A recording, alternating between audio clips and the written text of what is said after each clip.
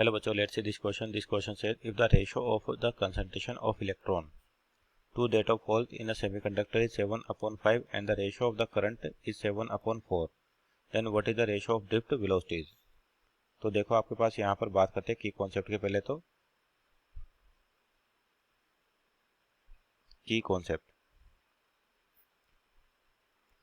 तो आपके पास current in semiconductor या सिंपल कहे तो अपन ड्रिफ्ट वेलोसिटी की पूछ सके तो ड्रिफ्ट वेलोसिटी भी लिख सकते हैं अगर आपके पास क्या करंट की वैल्यू है तो उसके कोरस्पॉन्डिंग।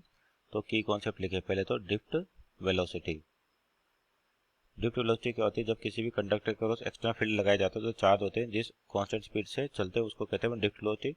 क्या रिलेशन होता है इसका करंट के साथ? I इक्वल टू होता है NEAVD। ड्रिफ्ट वेलोसिटी N हो गया आपके पास number of charge carriers, E charge of electron और A हो गया आपके पास जो आपका area of cross section of conductor है।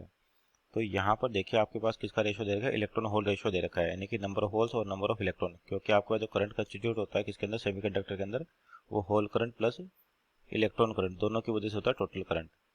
तो यहाँ पर आपके पास सिंपल के तो I प्रोपोर्शनल टू लिखे अपन, तो A तो दोनों के लिए सेम रहेगा तो चार्ज भी सेम रहेगा, तो N इंटू VD।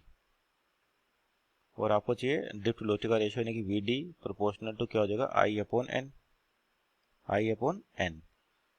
तो यहाँ से अपन रेशो निकले किसका? VD1/VD2, VD1/VD2।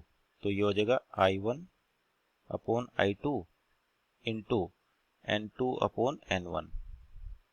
तो आपका इस करंट का रेशो देगा 7/4, यानी कि 7/4 ये तो आ गया। और जो होल और करंट का रेशो दे रखा है वो कितना? 7/5। तो ऊपर जाके कितना हो जाएगा? 5/7, यानी कि 5/7।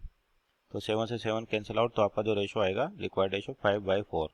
So this is our final answer. Option check है तो option number C is our right answer. Hope you understood well. Best of luck.